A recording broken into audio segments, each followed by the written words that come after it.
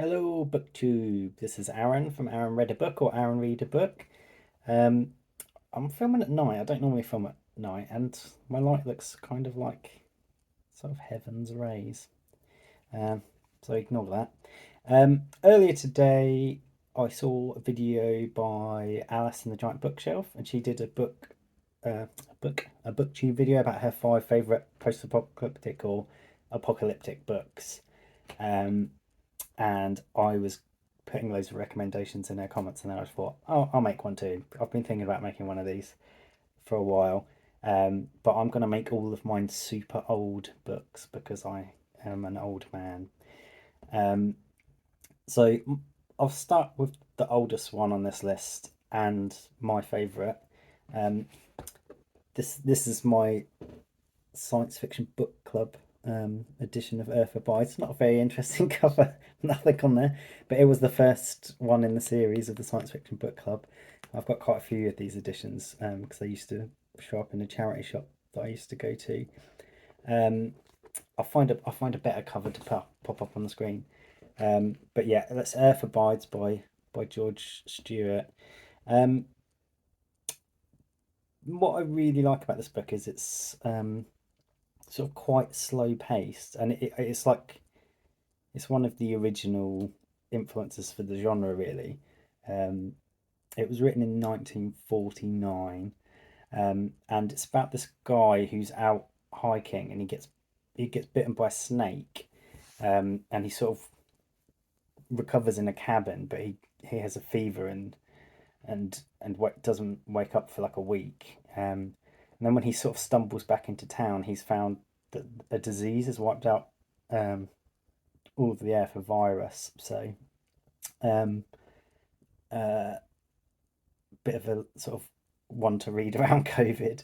Um, but yeah, so he stumbles back into town and almost everyone's dead, and he basically can barely find anyone. There's very few people who survive it. It's a very devastating one, and what I really love about it is it has a long time frame. So he describes how nature basically takes back over the earth. And one thing I always remember is that the rats take over everything and eat all the food, which I think would actually happen, especially in London. But yeah, this set in California though, and I just love these post-apocalyptic books with nature themes, and there's more in that and in later in the list. But I also like how it jumps forward like 22 years, and then the third part of the book is when he's basically the last living American. It's called The Last American. Um, but so you see society sort of reforming from their children of the very few survivors that survive, and they basically. I love how he sort of describes how he can't try and keeps technology and stuff in their brains, but they're not interested. The children, they're like want to play with bows and arrows and stuff, and society sort of resets to sort of hunter gatherer at times, and I just found it very interesting. I love it. And it's Alice said in her video that she finds them cozy, well, comforting, and I find post-apocalyptic ones comfy, and this is a very comfy one. Um, and yeah, and then so second on my list is the King of Cozy Catastrophes, and Alice did mention this one, but I'm going to repeat, and it's The Day of the Triffids by John Wyndham. And John Wyndham's one of my favourite British sci-fi authors. You can tell like how beaten up this book is. I've had it since school, and this is my school copy. So this was written in 1951, so 2 years after Earth Abides. I think most people know the story of this one, but it's about a biologist who um, he studies these weird plant Triffids, and he gets poison in his eyes, so he's in hospital with like wraps on his eyes, and then there's a meteor shower and everyone who looks at it is blinded. And then all of a sudden, all of these Triffids start killing people. You can see the Triffids there. there's a film version of this from like the 50s, and it's dreadful. But and they changed the ending. It's really stupid. But yeah. So uh, he's one of the few people that can see to avoid these Triffids. They're not sort of one of the scary things about it is they're not like fast or anything. They're just people helpless because they're blind. And he basically joins with the group, and they try to head for the countryside. But again, this is an incredibly influential book in British science fiction. I wouldn't say it's my favourite John Wyndham. I prefer the Chrysalids and the Midwich Cuckoos, and probably Chucky as well. I only just read Chucky, but I still think it's a great book. And that was my second one. The next one's 1950s as well. 1956 is The Death of Grass by John Christopher. I actually learnt about this one from BookTube, I think. I think it might be Mark Richardson or someone. So this one feels very. This is again British, but it feels very realistic, and it's sort of scary. Um, in that you think it might actually happen, and basically this one there's a crop failure in Asia and sort of a mutation in crops that is killing all the wheat and stuff and rice. And basically the Western countries sort of ignore it because um, it's sort of not in their backyard. I don't think that would be the case nowadays because of world trade, but this is the 50s, so maybe there was less global trade. But the mutation spreads and wipes out basically all the grasses, um, and uh, it follows this English family when this happens, and they realise it quickly becomes very dangerous because it only takes a few days of no wheat or and no food for people to start killing each other. So this is quite a brutal and dark novel, and a lot of it is about how dark the human condition is when faced with death and starvation. So these people who were at first, oh, that's another country, don't worry about it. Us very soon, oh, that's another family, don't worry about that.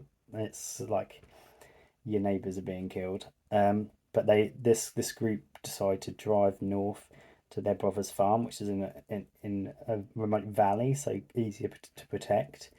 Um, and it's about their journey up north, and all the atrocities and stuff that they see on the way. And it's really well done, and I don't see this one talked about as much as others. But it's brutal and very entertaining, and it's very soon. It's very immediate, apocalyptic as well. The next one I'm going to talk about is another one from the 50s, which is 1957's Nevil Shoots on the Beach. And this one's a bit different from the rest because it it it follows an American submarine captain, and the apocalypse has basically already happened. The bombs have been dropped in the war, um, and he has sort of landed his submarine. I don't know what the term for stopping a submarine is, but landed his submarine in Australia because the rest of the world is sort of devastated. But I think Australia and New Zealand haven't been yet, but they know that within time the world's winds will bring death to them as well. So they know they only have a few years left there, um, and they get a signal from Seattle of someone saying that they're alive and that they can help. So they're sort of torn between should they risk the last few years that they have for this potential lie, or maybe this potential haven. And they've developed relationships with the people in Australia as well. And it's quite a sort of melancholy book. There's like there's this sadness in it because everyone knows they're dying and they're trying to live their lives as if they're not going out on dates and things.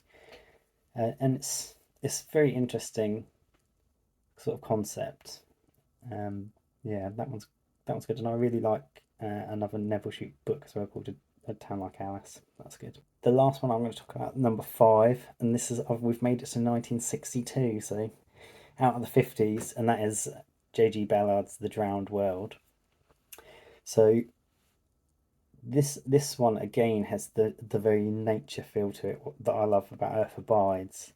And again, this one is very prescient because it's about global warming. So global warming has melted the polar ice caps, and the sea levels have risen. And this is set in London, but London has become basically a tropical swamp.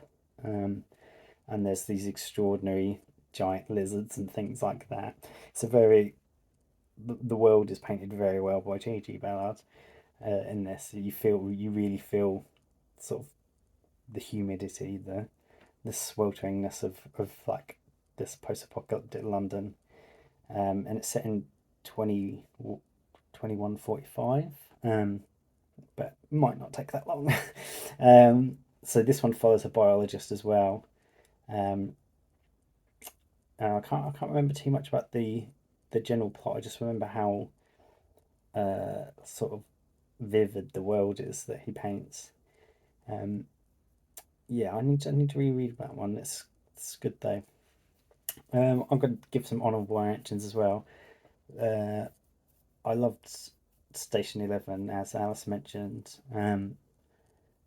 but I think the TV show is better. So if you haven't seen the TV miniseries of Station 11, definitely watch that. It's brilliant.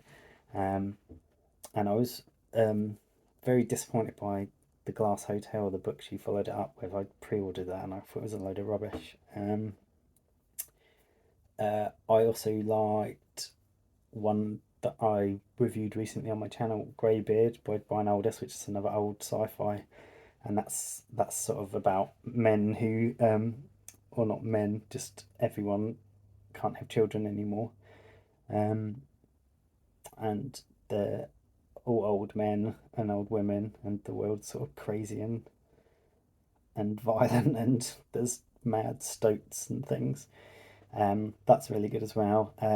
Another one I read in the last year or so is The Postman by David Brin, and I didn't put that on the list because I didn't like it as much as Startide Rising, his book about space dolphins, which is brilliant.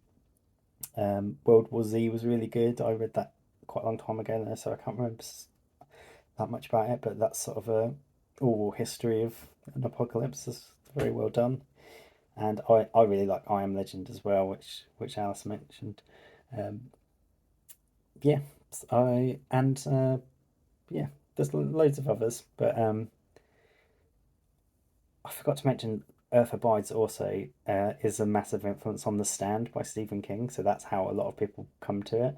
Um, but yeah, I quite enjoy The Stand as well. Yep, so that's mine. 5 post-apocalyptic or apocalyptic. Some of them are post, some of them are during, but yeah. Have a good one, Big Bye bye.